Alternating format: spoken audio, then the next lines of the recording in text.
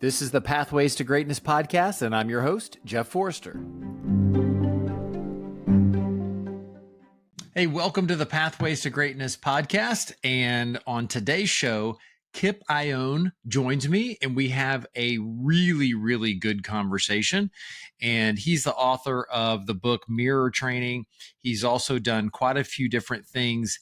And for him as a basketball coach, his vision and his focus is way bigger than just helping people in athletics and helping coaches and players, because it will help them. And as we discuss, the things that we have a conversation about will help you in your family life, in your friends, in your community, because it all comes down to character development, emotional intelligence, healthy masculinity, which is something that the world needs, resilience, handling pressure, coming back from failure, teamwork, building community, all these valuable topics. And that's what he does. And that's what he wants you to benefit from by getting his book. And the conversation was just really good. I like these kind of conversations because it wasn't one-sided. He's asking me my opinion, and we just created a really great organic conversation. So I know you're going to enjoy this one. So everybody, Kip Ioane. Kip, the other thing that I wanted to tell you that I didn't tell you before we hit record is thank you for giving us the pronunciation of your last name. Yes, sir. Yeah, and it's so funny because it's been like a lifelong. It depends on the font. It literally depends on the font. If the font doesn't put the crosses on the I, for whatever reason, everyone assumes it's a lowercase L. And even when I was a college basketball coach, I would try not to be upset with recruits that got it wrong. You know, like, hello, Coach Lone. No, but it's okay. I understand. Yep. So to be clear, and so that way you know that I can pronounce it, everybody, we are joined with Kip Ioane. And I'm very excited that, again, that the way we came across one another is probably not the most traditional way, but maybe it is now. But the ultimate part is that we're together and we're going to have a really good conversation, and learning more about you and what you do is just right in my wheelhouse. It's my jam for sure. Awesome. Thank you for giving me on. Let me have a little bit of your platform, sir. I appreciate it. Yeah, for sure. Well, before we get started, I like to play a game. It's called Would You Rather. You ready? Uh-oh. I'm ready. All right. Would you rather freeze time or go back in time? Oh, that is a great question. As a father, I got to answer freeze. My oldest is a senior coming up this fall. My daughter's going to be a sophomore. My youngest is going into middle school. And you know how Facebook or Instagram will give you the memories, and you go back and you see those moments. Everybody told us, my wife and I, when they were young, oh, time goes so fast, it's going to fly by. And you're in the middle of diapers and lunacy, and you're just trying to make sure they don't die falling off something. You don't see that as like a reality. And now fast forward, and it really does. So I probably would answer freeze as I'm sorry, I do like where they're at now. I'm going to say freeze because they're pretty self-sufficient, but they're also in my house and they have to see me every day, which is awesome. And in about 12 months, one of them will have the option to see me, right? If he wants to when he goes to college. So I'm going to say freeze. Oh, that's awesome. And so I have a son who's going into his junior year, and we start to count that we really only have this upcoming summer. Is all we really have left before he potentially could leave, and he can even graduate early in December. So we may even have less time. And then my daughter's going into the 8th grade. So I encourage everybody to count how many summers you have, how many Christmases you have, because they're not as many as you think. And like you said, it goes by so fast. I was helping him yesterday kind of explore colleges and start, and that was exciting, but also like sad, like in a great way. I'm excited he's looking and trying to find his major and trying to find places he wants to be. But I remember when this little dude was like 7 years old and just wanted to go, watch football or hang out. It really does fly by. Yeah, it's crazy. Okay, the next one. Would you rather live without music or TV? Oh boy. Both of them help me reach like some calm, but also act like music really activates me in my workspace or when I'm kind of in a flow state, whether I'm writing or working or game planning. I always have music on in the background, but I do find myself, maybe it's because I'm 45 now and a little older. Some of my shows calm me, right? Some of my shows like give me the 30 minutes of just not really thinking. Oh, I'm going to say I could go probably without the TV because I do really appreciate the flow states that music gets me into. Although it's hard, Yeah.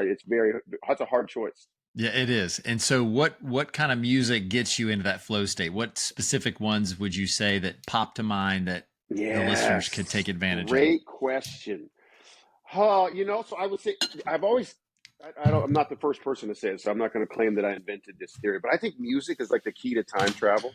Because sometimes if you get into some of your, like if I go back to my 1995 teenage years and I'm in a Tupac state of mind, it can take me back to instant places and smells and feels of where I was. I think that's more of my older music when I was growing up is more of my drive time or walks when I'm sitting down and I'm writing the newsletter for Teams of Men or I was writing the book or whatever it is I'm doing. I'm game planning for the season. I have on my Spotify, if you use like release radar and on the Fridays, I can get new stuff across. But I could be anywhere from Taylor Swift to Little Dirk to Eminem. It just kind of depends, but it's all my like songs on random order because I don't want to make the song. I don't want to go 7 times in a row because I love it so much and I don't want to listen to it anymore. So I put it on random order and away we go. Okay, that's awesome. Very good. All right. Would you rather have pizza or tacos? Oh, tacos. Although I love them both. Tacos, though. So Absolutely tacos. what are your favorite toppings, ingredients?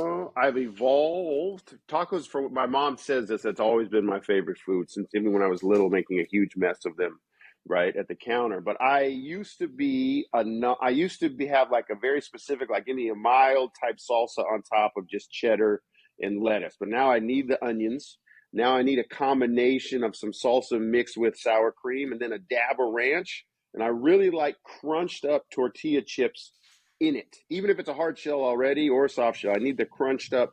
Maybe it's the texture, but yeah, it's a whole process. My wife likes them too, but she's like, they take so much work for just a little bit of ingredient in there. And you're right. We got to divvy up who's cutting the onions, who's doing the tomatoes, all those things.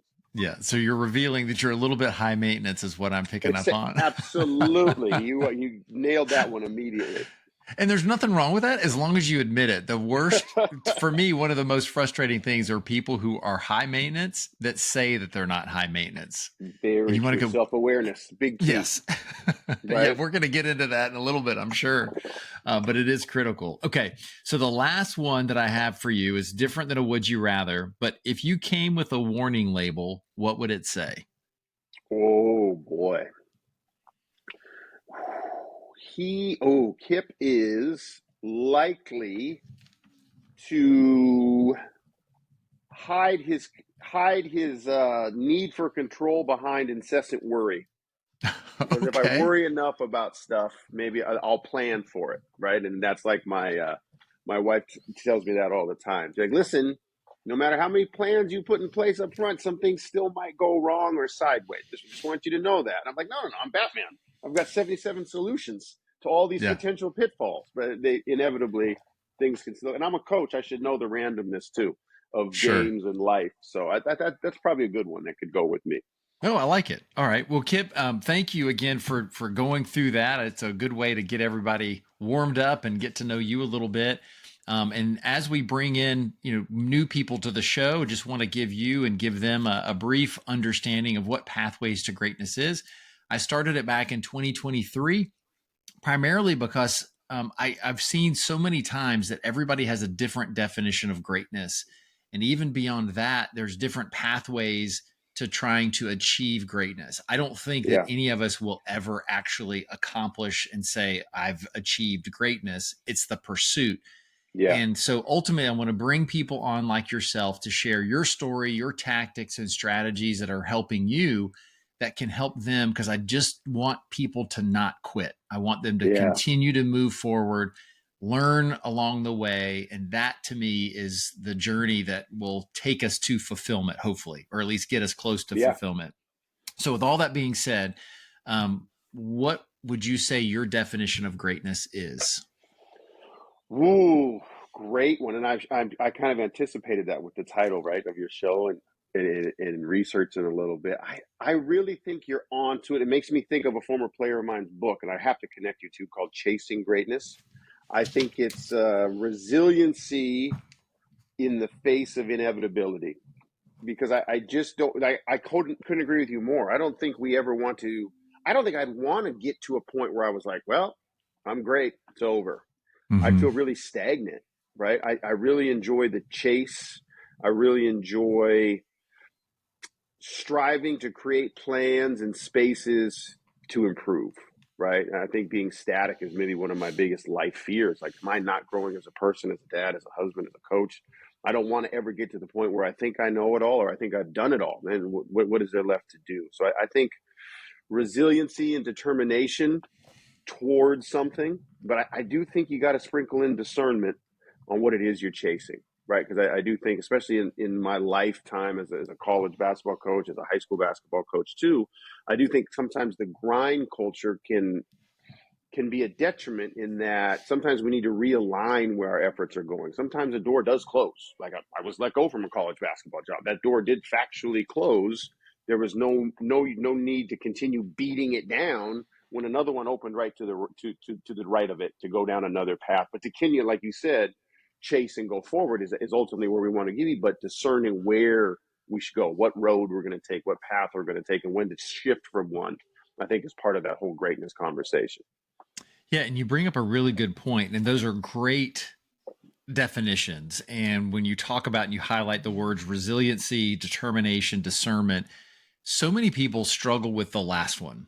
It's the Mm, discernment. It's to know when to let go and yeah. then when to hold on, because there's those Yeah. moments where you're faced with what you think is a door closing when it's actually you might just be giving up too quick. So help the audience understand a little bit more about how they can apply good and proper discernment to their life. Ooh, such a good one. And this is one of the, and maybe it's your next guest is one of your questions is, what is the most important skill in life? Because one of my great friends and I, his is determination, right? And then Mm, never give up itness. That's not even a word. But sure. mine is discernment. But I think you're so right.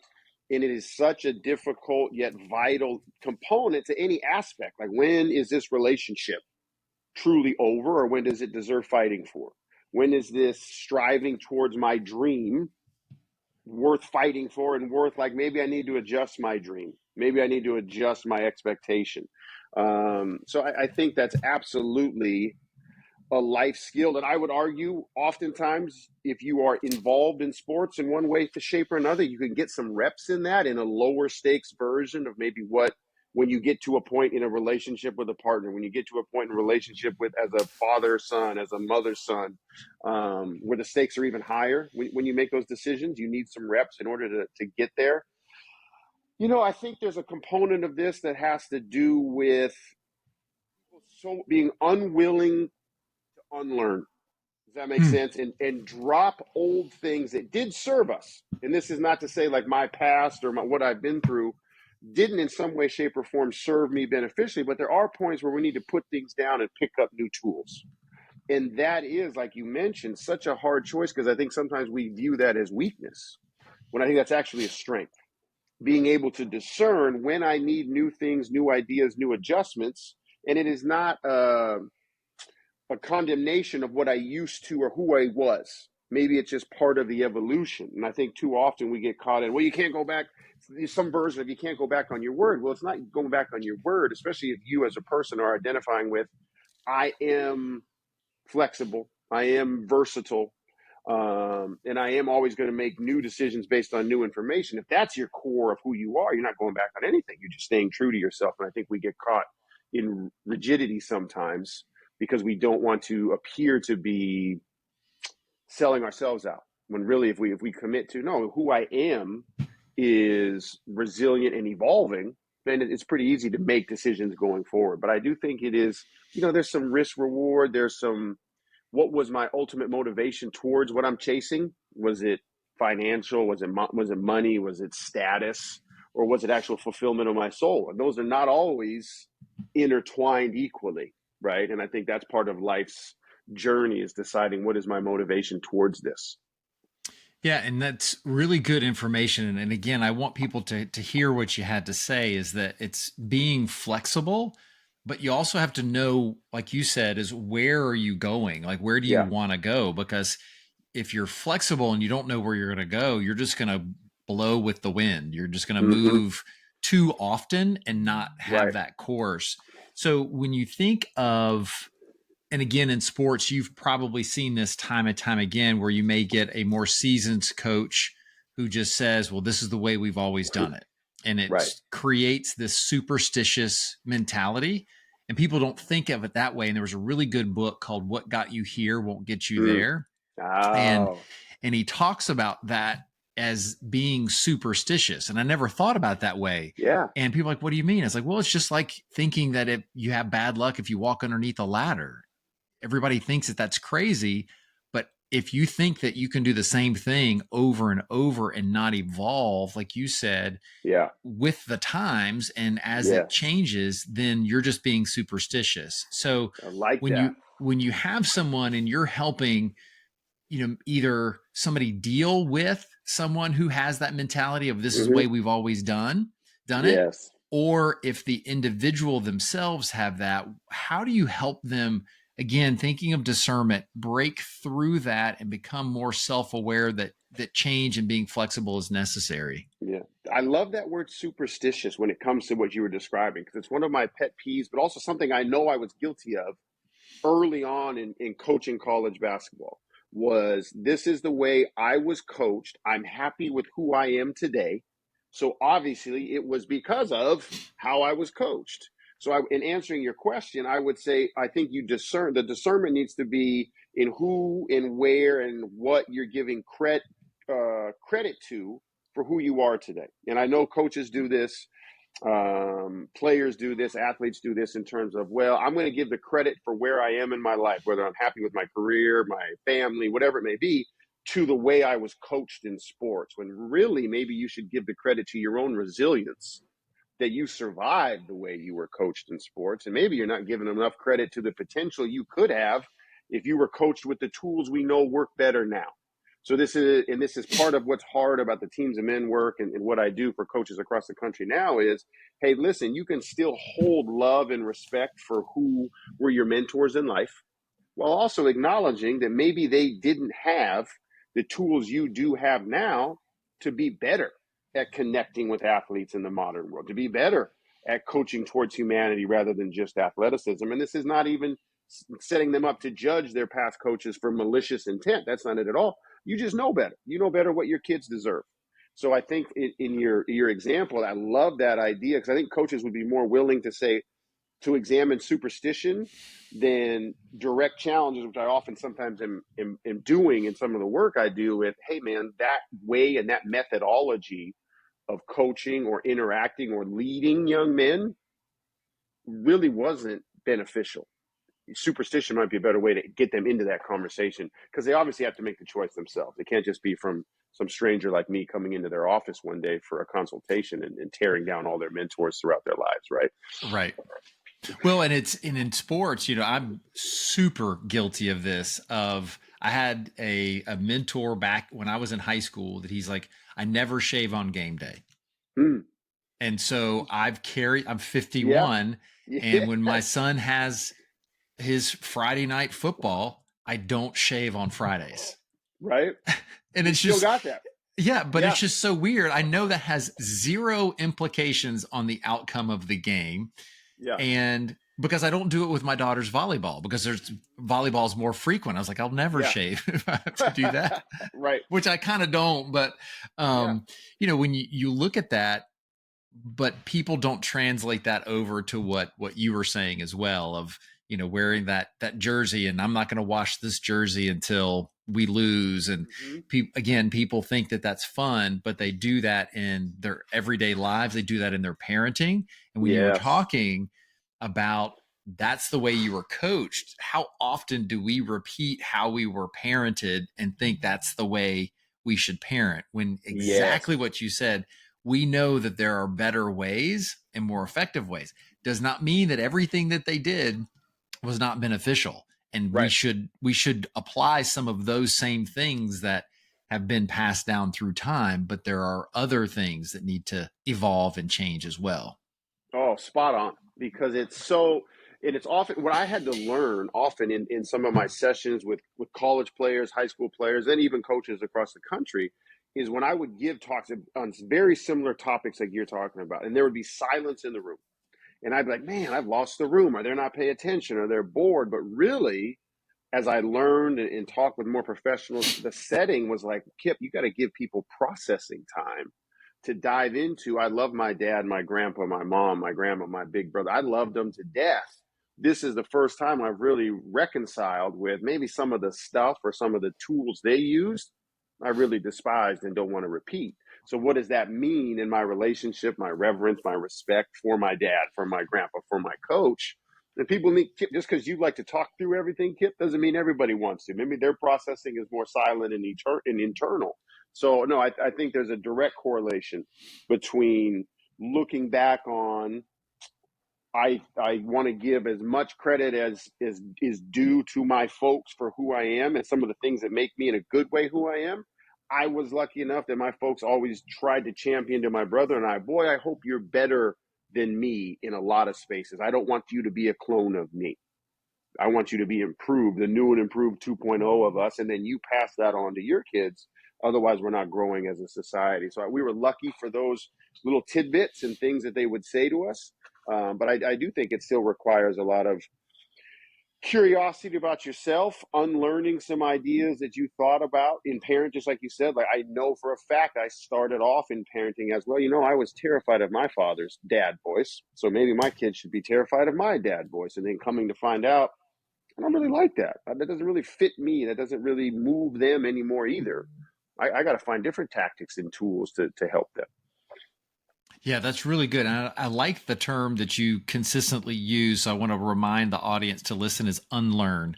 What are the things that we need to unlearn to help us move forward? And it's I heard this individual give a really good visual of it as well. It's bricks in a backpack. Mm-hmm. There's certain things that if you want to move forward with less resistance and less friction, you need to remove the bricks. And that was, thinking of bad attitudes, thinking of negativity, all the Yeah, things that you hold on to. The same thing was what you were saying is there's certain things that we need to unlearn and relearn. And that's removing those old bricks that just don't serve us anymore. absolutely. And I think you can take that analogy, I love it, even further. And sometimes when you pack to climb a mountain, you don't pack the same thing to go swimming. You're packing. You want to be prepared, right? And that's a good life trait, to prepare and get myself in a mindset and have as many toolkits as I can for the task at hand. But every backpack doesn't serve every trip. So I think that's a great one too. That I'm not lessening myself by unlearning. I'm creating space for more. I got to write that down. Every backpack. Right? That's a really good one.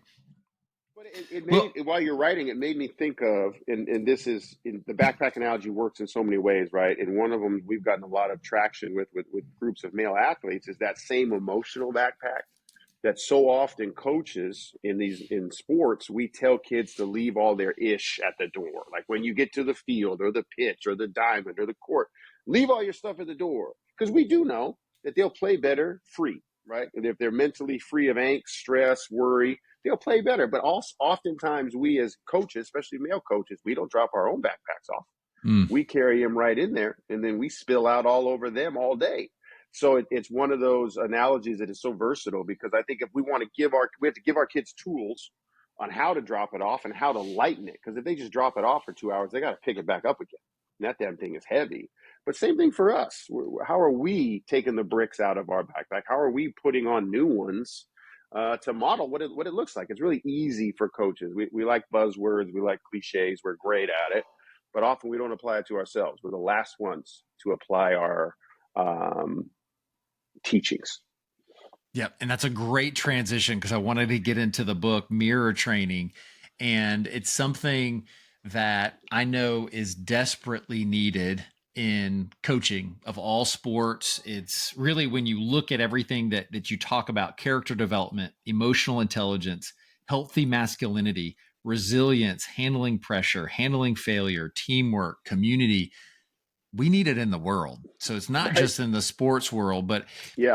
to me, like I would imagine similar to you, is I feel like that sports are a vacuum of world. It's just Mm-hmm. like a compressed version that if you really peel the layers back, all the lessons you learn in sports, just like you would in something else, relate to everyday life. So tell the audience a little bit more about why Mm-hmm. you decided to write Mirror Training and what is it really about? Yeah. No, it's rooted in a great way, our conversation, how I was raised in a household with a Hall of Fame coach and educator as my dad and a Montessori school principal as my mother. So raised both of my brother, who's a college football coach. We're both in the family profession of education and giving back to youth, right? But then a smack in the face moment when I was about 3 years into my head coaching career in college, where I found like I had to look in the mirror, which is kind of where I got the idea of mirror training from. And I had to say, I don't like who I am right now as a coach. I don't like what I'm doing. It's not in line. It's not values aligned with how I was raised. It's not values aligned with how I'm recruiting kids to the West Coast from 9 states across the country. I'm not living up to what I thought I was supposed to do. And that's really kind of the origin point. And a lot of that was rooted in awful gender violence type incidents on campus perpetrated by male athletes. Now, and people were calling me, Jeff, and saying, Kip, you've been on this campus as a player, as an assistant coach. Now you're the head coach. You're this youngest head coach, blah, blah, blah. What the hell's going on? And I couldn't answer other than, well, technically my guys didn't do it. But that's really all I could say. And I had a great amount of respect for the coaches whose players had made some poor choices. I knew I had done nothing different in my coaching during out those 3 years as running a basketball program than they had. They hadn't missed some steps that I had taken. And that really didn't sit well with me because then I knew I'd done nothing towards when I told moms and dads in LA, Vegas, Dallas, Hawaii, that if you send me your player, I'll give you back the best man you can think of. I hadn't done any of that. I'd done strictly scoreboard curriculum. If we win, great, stay humble. If we lose, all hell breaks loose and we're going to have to get blah, blah. All these things that I was living these tropes of things I didn't want to be anymore. And so the essence of mirror training is how I went from that moment to activating, like you mentioned, this entirely new way of coaching that still involves, like, we want to win games. I'm a competitive dude. We want to find ways to be competitive, but we're not going to lose our soul chasing that. As a matter of fact, I think people can take mirror training, coaches that are better than me in all these different sports, and if they really focus on the humanity of their players, they'll take their technical acumen and go win a lot as well. Because a lot of people talk about, well, kid, if you focus on these things, are you making your guys soft? Are you making your guys less likely to win? And I always counter with, how is a better person more in tune with everyone in their team space, less likely to win? I think they're more likely to win, and they're more likely to win longer, way past scoreboards and into life. So, that's really the abridged version of how I got to this point. And was really after doing the Teams of Men work myself at a college space for over a decade that I was like, I can help others do this. I've got enough lived experience. I've got enough proof in the pudding, so to speak, proof of concept, that I can help coaches middle school through college age make space in their calendars for this type of work, these type of combos, these type of discussions with their players. And at the same time, I think, like you mentioned, sports, right or wrong, we can have this discussion in another pod. Athletes get platforms, right? Especially male athletes, basketball, football, earned or unearned, and I think unfortunately often unearned. We're going to put them on a platform to influence the next generation. Kids are going to listen to athletes. So why I focus a lot of my work about the world in team rooms is I think those are incubators for change agents, or they're cesspools of perpetration. And it's really on the coach and the coaching staff and the ecosystem of sports to make sure it's the former. Fantastic. And thank you for sharing all that, because it's something that, again, as you shared, it's things that we can do. So if you're listening and you're not a coach, this is still something of Yes. value that you can use with your family, with your friends, with all the different people that you encounter Yeah. in the workplace. So when you're working with someone and they're like, okay, Kip, I'm ready to go. I'm ready to do this. I'm ready to put this into action. Where do I start first? Yeah. Because everything's a big topic. It's also Right. very scary and Yes. can be daunting. So how does somebody just get started? I think there's two entry points, which you're so right. The breadth of it, and I think people recognize, oh, this is exactly why I got into coaching, but it's also such a monumental task if you think about it that way. So I try to ease people into it. I was doing too much cookie cutter deployment to start, where I was like, well, here's the 5-step plan, but your middle school basketball team in Georgia might be in a completely different space, completely different dynamic than a high school team in New York versus the college team I worked with in Oregon. So I've developed more surveys for coaches to deploy with their kids and with parents, especially if they're high school or middle school. Like, let's involve folks that are all stakeholders in this young man's development. Let's make sure we do some surveys and some questions. A lot of them are rooted in anonymity to get truth from kids before. We obviously want them to stand in their power and learn to stand behind their words as we evolve. But to begin with, we got to have a real sense of what's in the room, and whether that's healthy relationship skills, how they view themselves, what they're chasing in terms of what it takes to be a man, consent training, all those different things. Let's get some survey views of where we at. That's usually where we start teams. Selfishly, I would tell coaches, before you do any of this, you should read the book, because every chapter ends with a to-do for you and your staff as kind of a checklist and an onboarding. But really, honestly, I've developed, and we just put this out last week, you can start with the power of a t-shirt as a coach and take some of the things exactly like you and I have been talking about. Discernment, unlearning is growing, vulnerability is the connection point. We've got 7 shirts that all a coach has to do. We put a lesson plan with each shirt, but it's a 10-minute conversation post practice, because we know, and I was this guy, coaches are so territorial about our time and our calendar and our session 1 to session 2. Just wear the shirt, coach. Dynamic stretches, high knee lines. Kids are going to ask, coach, what the hell does that shirt mean?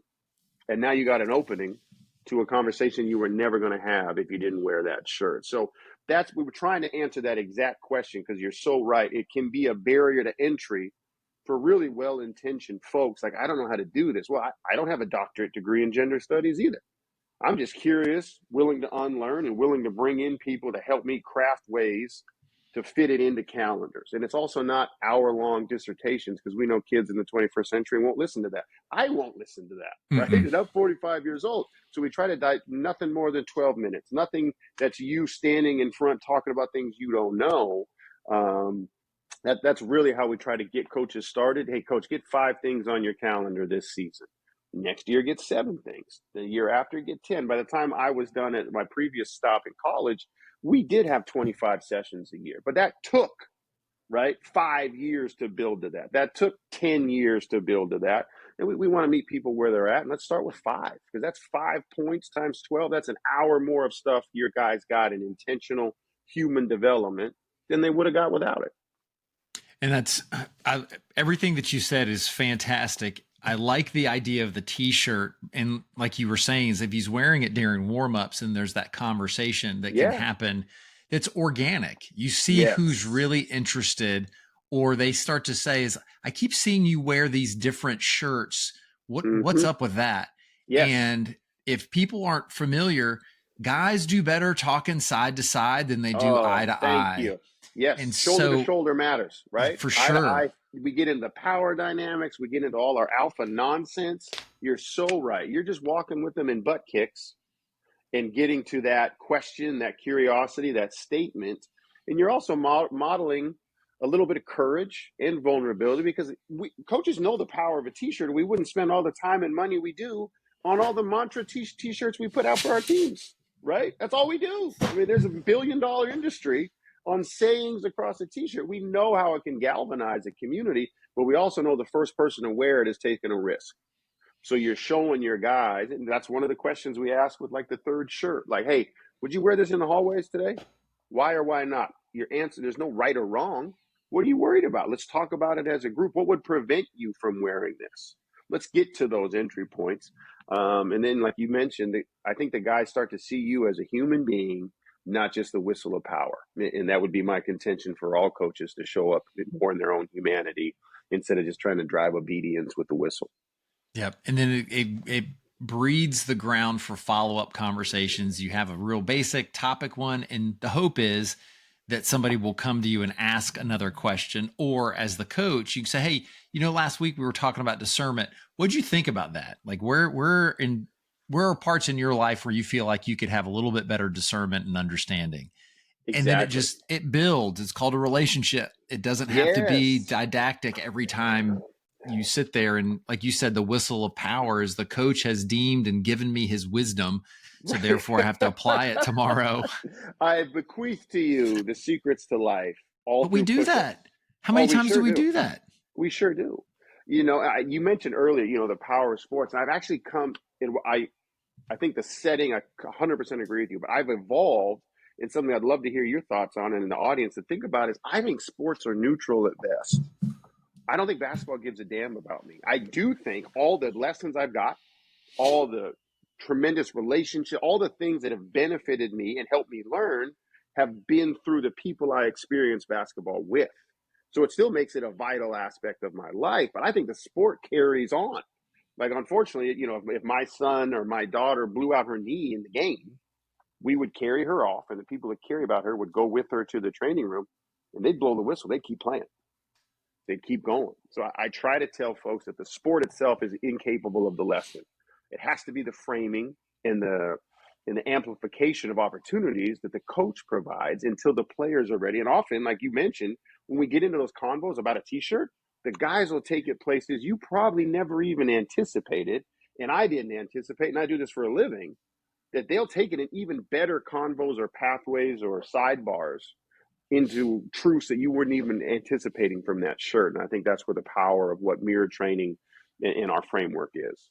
That's wonderful. And I had a mentor, since you asked what my opinion is I had a mentor one time, and this was in business, tell us, you know what? You're not that important. I'm like, wait a minute. You didn't see the title on my business card? I feel like I'm kind of a big deal.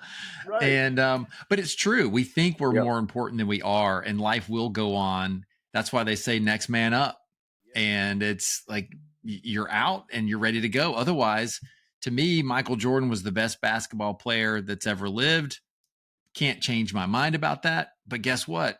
The game didn't stop when he retired. Exactly.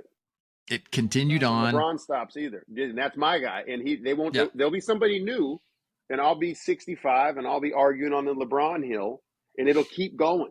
It'll keep going in that, right? Exactly. For sure. And it's like you said, the game's changed. The game is not the same now than it was 10 years ago, when it was 20 years ago. It's completely different. You can watch it and tell that it's different. And that's the importance of what Kip's saying, is that I like the term mirror training. I'm a big David Goggins fan, and he talked about the accountability mirror.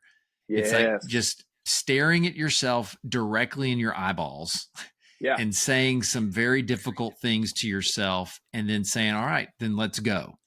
Right. I don't like that, but you can say it's the fixed mindset. If you say, well, that's just the way I am. So there's the superstition, but it's, hey, that's the way I've been acting, and times to change. And you were commenting about how the game goes on, and it's so important for young people and adults as well, for all of us, I guess, humankind, is to know who you are first, and that whatever your job, whatever your sport, that's just what you do. It's not who you are. And that's the challenge that so many people have. How do you help people understand who they are as an individual and separate themselves from their sport, if they're a coach or a player? That's such a good question, because one of the things in my research and learning from a lot more smarter people than myself, and I can already tell from you, you're a lifelong learner as well, with all the people you've cited and sources, that I find is I shudder when I hear, well, as a man, I have to, or as a hooper, anything after that statement like gives me shudders, because I don't think we should root ourselves to a stationary tent pole.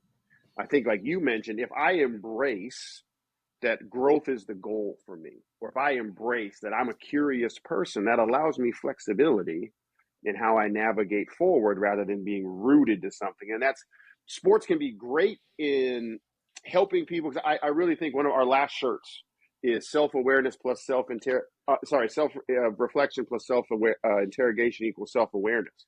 I think getting kids to self-reflect and truthfully identify the who and what of today. Sports can help there because there's a scoreboard, right? Sports can be a good job. The hard part, just like you mentioned, is that interrogation piece of really, am I okay with what I did, what I said, who I was today? Some days you totally should be. Like, I think we did train kids and athletes and humans in general. It's okay to be proud of yourself. That's not a hubris thing. As long as you are also willing to apply the same lens when you don't like what you did, what you said, how you affected people today, and then pivot.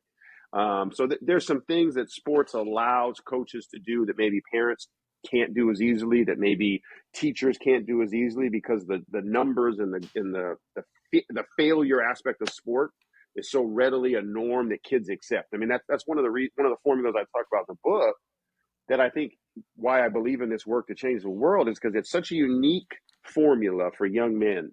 They go to practice every day, supposedly, and hopefully, if you're doing some version of this job right, liking, respecting, maybe even loving the people they're about to see. They go there every day expecting a mentor, a leader, a coach, a trusted older person to guide them. And they go there expecting to be challenged. And where else in life? My therapist tells me every day, Kip, go find people you love and find challenging conversations that drive you towards improvement. I love my friends to death. We don't have a lot of those settings, right? We do a lot of gathering and yelling at the Cowboys. That's what we do. So it's such a unique time when young men are in these spaces where that's their expectation, and they're there 5-6 days a week. So why aren't we, really doubling down on that time and that formula to give them some of these tools that we're talking about to chase that growth mindset the rest of their life? When you were talking, again, I feel like that I haven't done a good job connecting how we are on the field and then how we are in life or in business, and it's being honest. Yes. There's no more place, I think, that creates an honest assessment of your performance than in sports. Yeah. Agreed. And nobody gets their feelings hurt as long as it's not hurtful feedback. Yeah. But right. if it's they understand that they missed the shot. What did I do? What do I need to do to get done? But as parents, we don't look for that kind of assessment and feedback. And usually in the workforce, we are way more sensitive if someone tells us we're not doing a good job. And I think that I feel like that we need to make that transition for those of us who are in sports and who are in influential positions to be able to use that same approach in life, is giving feedback, coaching through situations, because you just don't go, hey, go shoot better. Right. Go make more shots. But in life, that's what we do. We just say, go do it. Yeah. Without any such a good explanation. And I wonder how you see this parallel as well, because so often I think coaches are experts in sequencing information to behavior change. Now, they apply that to their third down blitz package, or that we apply it to our ball screen defense, or your approach at the plate, or how we're going to pass the baton in the 4x1. But we typically create calendars knowing how to build and segment and put in sequence new learning. But then when it comes to life stuff, how to give feedback, how to take feedback, how to accept criticism, we settle for a sign. But we would never settle for a sign if all my sign said was, don't turn the ball over. I wouldn't stop practicing and then just show up Friday to play and say, well, I put up a sign, we're going to be great. Of course not. But sometimes we trick ourselves, or we have a learned helplessness that, well, I can't really address how he behaves on Saturdays after in the evening at a party. I can't really change who he is. I don't think you really believe that. I think you're worried about it. I think you're scared of it. And I think, in making them reflect, you'll have to reflect yourself. And that is a scary thing. And I know it's a scary thing for me still to this day. And I teach it, I preach it, and I go to therapy. And it's still, right, it's still vulnerability, it's still apprehension. But I think a lot of this work for coaches is when you share your failures, you share your shortcomings to your team in these discussions, you not only connect with them better as a person, but you're also modeling for the next time somebody goes on a 12-0 run, but also the next time some strife happens in their life. You're modeling people have been through this before. There is precedent for survival. There is precedent for getting through. That isn't just rooted in a sign on the door that we slap, right? And there's more to it than that. It's really good. And again, I want people to hear it's transferable skills. Yes. It's understanding that part. I'm having the conversation with my son. I just had it recently about the recruiting process. He does not enjoy emailing, like cold emailing coaches. Yeah. He hates it. Yeah. I get it. And so we had a long discussion about that's just like getting a job when you're out of school. He's like, well, can't I just go to one of those websites and find a job? I was like, well, you can find it, but then that's where it all begins. You got to do a cover letter. You got to email. You've got to be ready for the interview. You've got to share what you're good at. It's like, that's all stuff that you're uncomfortable doing now. I go, let's get used to doing that now. So that way, as you move forward, you'll go, oh yeah, I remember when I had to do this before. And that's, to me, part of the beauty of sports is things get, like you said earlier, becomes accelerated of what you're expected and how you can perform to get you ready for that next stage of life. And so if everybody, the people that are listening, is just think of how can you relate transferable skills to others so then they can start connecting the dots. Well, in your recruiting story, it's so spot on because that's self-advocacy, right? And that's one of the things we did in the new high school program I just took over is when we're creating a process for how do you advocate for more playing time. And everybody told me, oh, Kip, you'll hate going to high school from a college career because all the parents and all, let's calm down. Everyone believes in their child, right? That's what they're supposed to do. If you're a parent, you're supposed to love your child. But let me give a process, which exactly happens in business, happens in careers, happens in college applications. Here's the process to advocate for yourself.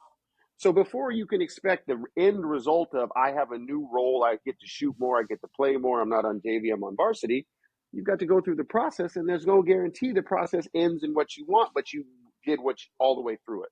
Is just like what your son's experienced and so many folks are experiencing across the country.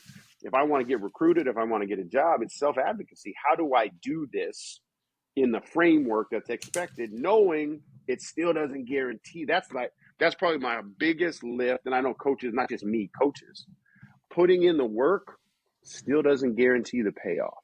So that's why you have to identify the journey. That's the only thing you can guarantee you get something from, because I worked my tail off for 15 years in college basketball. I didn't win a championship, right? I wasn't guaranteed that. I didn't deserve that. The work was the payoff, and that's hard for everybody to understand. That's fantastic. So I want to be very sensitive of your time, and I know that you've written another book. So if you want to briefly share what that other book is. Well, it's probably the bonus chapter where we talked about it's Tetris text. So this is something you probably really, I added this addendum to people. If you buy Mirror Training, then you get this whole bonus chapter that I didn't have done when I finished the book. And I was like, I want this to have its own kind of state. It's not long enough to be its own book, but it could have fit in there. But really what it was how can I probably saw it somewhere. I mean, I could say TikTok through YouTube on some speaker, and I wish I could remember the exact speaker to give him credit, because I know that's something that happens in the world now. You just take other people's stuff and don't give them the right citing.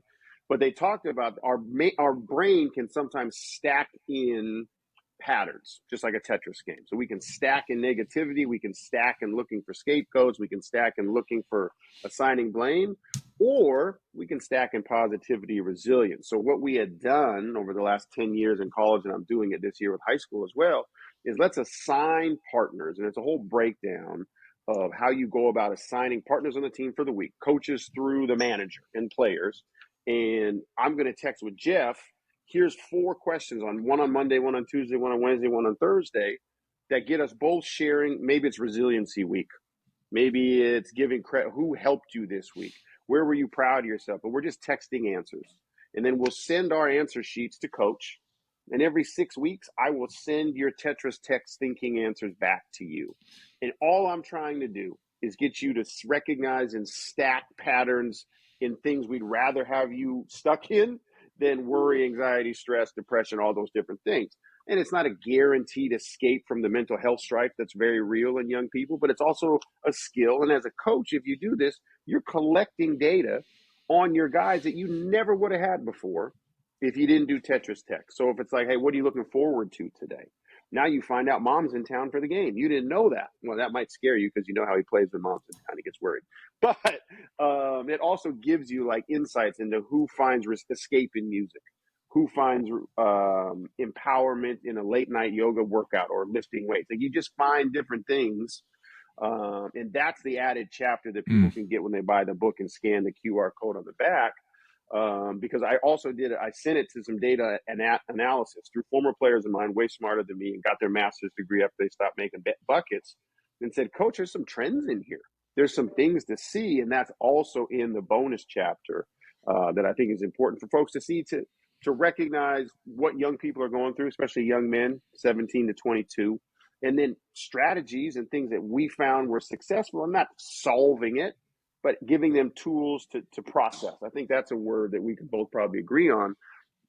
Getting through sometimes, I don't know, handling sometimes, but I think processing. Like we got to process positivity through negativity. Processing whatever's happening to us is a skill.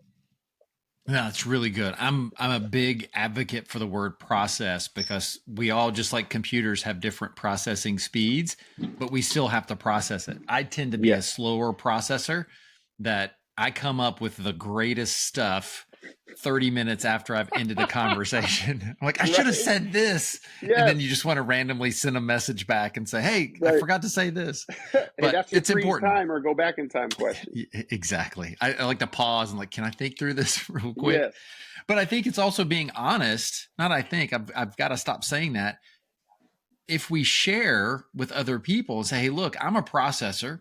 So you're going to talk to me and you're going to share things with me. Don't think that I'm not paying attention or that I'm not interested. I need to process everything that you're saying to allow me to give you a response if that's what you're looking for. And that's fair. I think that's something that the other person needs to hear and understand, whether they agree or not. That's just how you handle things. And more people, I feel, are more of that moderate to a slower processor versus that really fast, quick, I could give you a good answer. Because usually when we process too quickly, it's a malfunction. And you know who's awful at that skill, and I put myself in the same boat, is coaches. Because we're used to, you got to hop to my beat. We're used to the players in our spaces, on our fields, and our teams, and our team rooms. What I say goes, and and if you don't, it's a lack of obedience, and everything's off. That's something we need to recognize, not just in our team rooms, but in life. Like I don't have the whistle of power at my house, right? In this space with people. No, that's a great one because I know I'm bad at it, which is why I need a great staff, whether that's in the business, in the foundation, in the team, because I have processors on the staff that probably speak better Kip language than anybody except my wife, that are like, hey, coach, slow down. Stop. They're fine. They're not listening. They're 16. They're figuring this out as we go. Yeah. Know your audience well. Yes. So Kip, what would be some parting words that you'd like to leave the audience?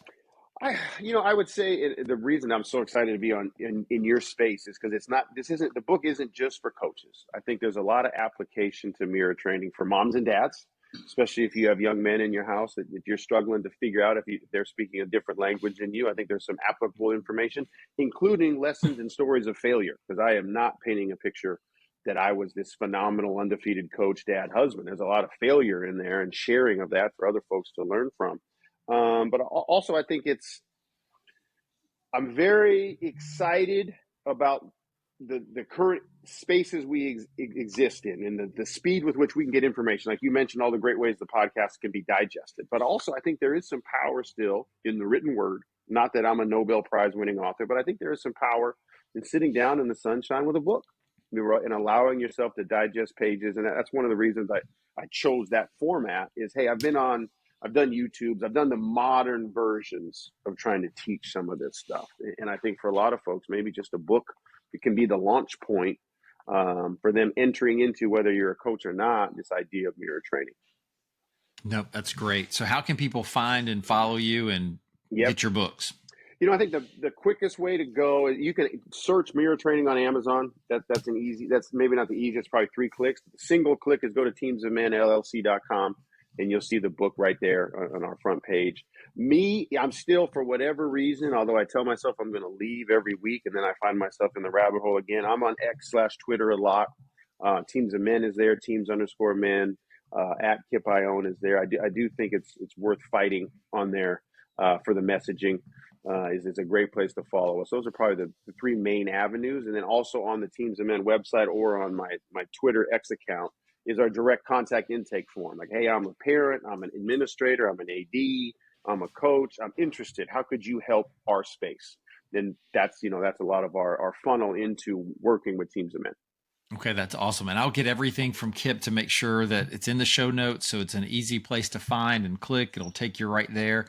But Kip, hang on one second. But I really do appreciate the time that you spent with me today, the conversation that we had. It was really, really good. And I knew I was looking forward to it when I read it, and it didn't disappoint. So thank you.